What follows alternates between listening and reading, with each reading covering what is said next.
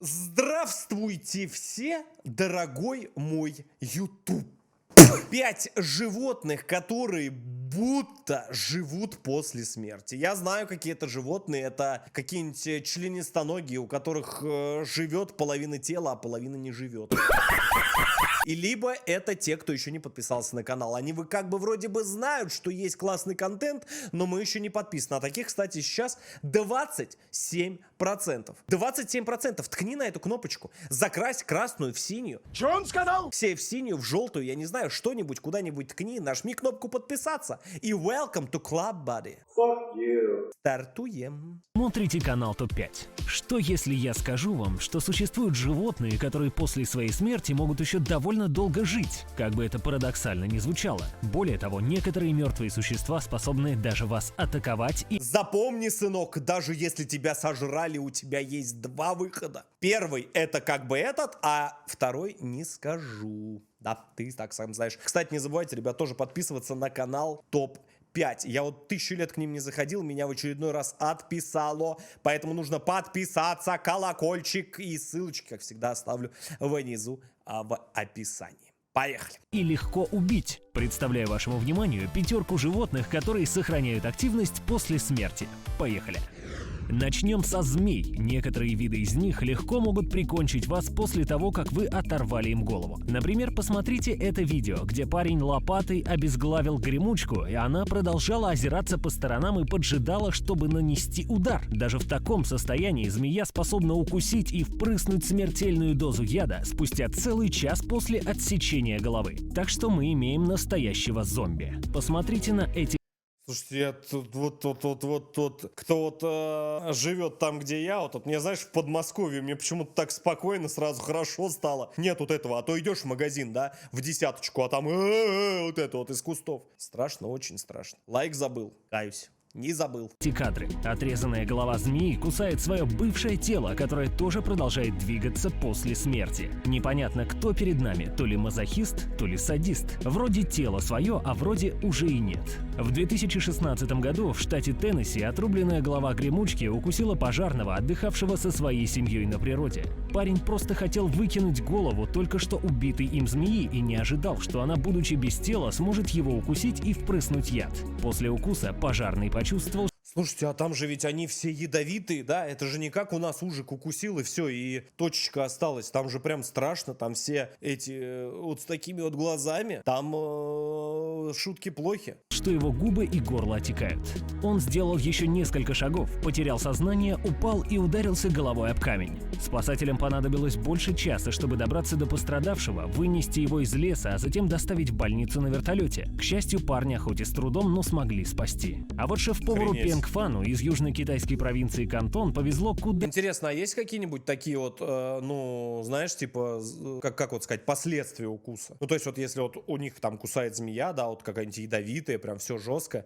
Ну, то есть тебя вроде как спасли, но все равно какие-то последствия будут. По-любому же есть. По-любому же, наверное, какая-нибудь доза яда может быть большая, и все, и габелла. Потом будешь ходить на один глаз дергаться. Да меньше. Однажды в ресторане он готовил особое блюдо из индо-китайской ошейниковой кобры, которое считается редким и изысканным деликатесом. Повар собирался выбросить отрезанную 20 минут назад голову змеи в мусорный бак, но вдруг она, голова, укусила его за руку, впрыснув свой смертельный нейротоксичный яд. Бедный повар погиб еще до приезда скорой помощи. Таким образом, змея смогла отомстить после смерти за свое убийство. Невероятно. Ну а это вообще нечто из ряда фантастики. На этом видео змея ест сама себя. На самом деле такие случаи происходят довольно часто, но спрашивается, что заставляет змею запускать процесс самоуничтожения? Оказывается, все дело в обонянии. Змея безоговорочно доверяет запахам, и очень зря. Они ее иногда сильно подводят. Когда пахучие частицы еды попадают на хвост рептилии, она может посчитать свое тело добычей и немедленно напасть на него. Бесчисленное количество змей погибли вот таким нелепым образом. Например, посмотрите... Да ну, как? Она что, она не чувствует, что ли? Она же должна чувствовать, ну как-то то, что это как бы... Это видео. Тут хвост рептилии издавал запах животного, которым она недавно кормилась. В итоге ядовитая хищница укусила сама себя и тут понеслась.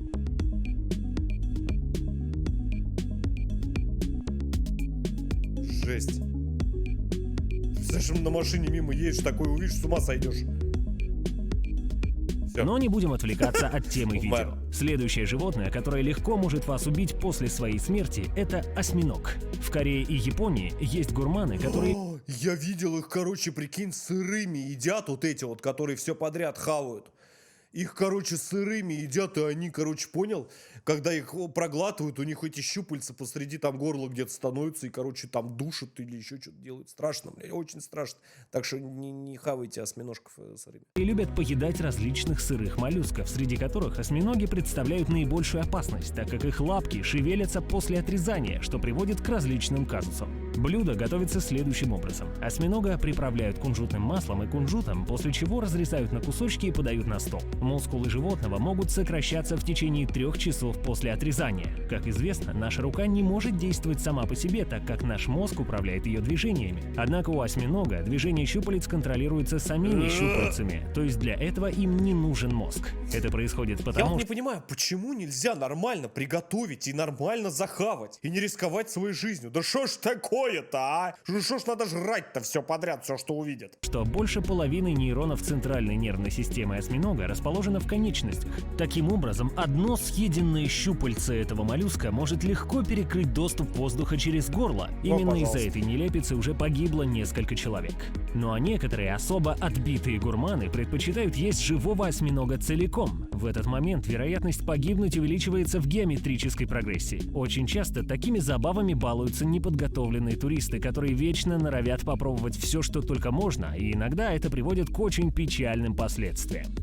А вот удивительное японское блюдо – танцующий осьминог. Сначала моллюск сидит спокойно, но когда поливаешь его соусом, он начинает дергать щупальцами. На самом деле этот осьминог вовсе не осьминог, это кальмар, причем уже давно мертвый. Секрет в том, что когда его поливают соевым соусом, содержащийся там натрий вступает в химическую реакцию с клетками морской твари. В результате высвобождаются свободные ионы, которые щекочут нервные окончания щупалец, заставляя кальмара танцевать. Поедание кальмаров может быть не Для чего вы все это делаете? Боже мой, садомиты, приготовьте, я не знаю, отварите, пожарьте с картошечкой и захавайте. Да что ж такое-то, а? Да что ж вам все не имется-то? То этих мышей своих наедятся, то еще что-то. Да, блядь, сколько можно? Сколько можно, бля? Сколько можно, ёб твою мать? менее опасным, чем поедание осьминогов. В 2012 году в одном из ресторанов Южной Кореи произошел одновременно комичный и очень жуткий случай. Одна женщина ела недоваренного кальмара. В процессе этого действия животное вдруг очнулось и начало оплодотворять рот несчастной посетительницы ресторана. Кальмар успел впрыснуть в нее довольно много спермы перед тем, как она выплюнула его. Бедную женщину пришлось госпитализировать.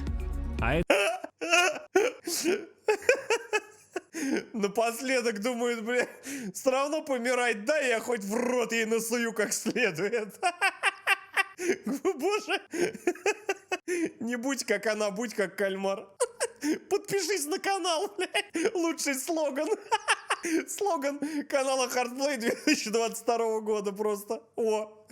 Это у нас сердце черепахи, которое способно долго биться после того, как его вырвали. В сердце рептилий, рыб, птиц и млекопитающих есть собственные клетки-кардиостимуляторы, которые принимают на себя работу, когда нет сигналов из стволовой части мозга, что обеспечивает работу. У рыб я видел точно то, что вот когда это, то есть сердечко еще бьется. Это я видел, как бы, когда, ну, разделываешь свежую рыбку. Такое бывает, но вот других я не замечал. Сердце на какое-то время. Черепахи в этом отношении гораздо выносливее. Лягушка тоже показывает невероятную живучесть после смерти. Будучи обезглавленной, она может довольно долго вести себя практически так же, как и та, что с головой. Первым фактором, благодаря которому у лягушек появляются способности зомби, является реакция рефлексов, которые запускают необходимые электрические импульсы, позволяя мышцам растягиваться и сокращаться. Эти реакции обходят мозг, что отличается от реакции на щекотку у человека. Это в каком-то фильме ужасов такие же эти были.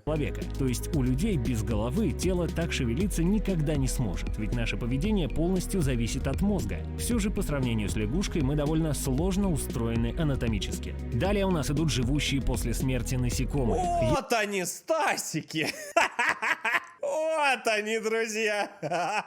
Вот эти вообще лютые типы. Вот эти вот, вот эти вот, это вообще просто забейте. Вот эти товарищи, сколько придумано всяких отрав и еще что-то. Я смотрел целую передачу в свое время, как они мутируют, как они привыкают. Одно поколение дохнет, второе уже может эту отраву хавать как семечки. Короче, там просто забей. Если некоторым видам тараканов По-моему же они даже в ядерную, да, войну переживают. Короче, это вообще жесть. оторвать голову, то они проживут Классики, еще да-да. пару недель и умрут от голода. Подобной способностью еще и обладают сам... Кстати, напишите в комментариях, как вы тараканов называете, или у вас... У меня бабуля вечная. Как же он?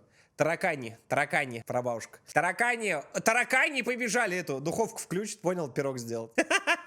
Кодец, яблок наберешь, приходишь. Таракани, они эти включат по это. Они, видать, температура большая, начинают везде бегать. Стасики, но я не знаю, мне везде, мне кажется, стасики называют. самки плодовых мушек. Если оторвать им А, голову, жорики еще, во-во-во. Жорики, да-да-да, точно. Смотри, говорит, Жора. то они будут жить еще несколько дней. Самое поразительное то, что будучи без головы, они лучше удерживают вертикальное положение по сравнению с обычными мушками и могут выполнять сложные действия, например, летают или ходят. Но еще больше поражает тот факт, что самцы ухаживают за обезглавленными самками, которые в свою очередь воспринимают ухажеров как инородный стимул. На этом все. Не забудьте. Как говорится, даже если, да, она умерла, то она еще 15 минут остается женщиной. Немного неуместно, но я очень постарался.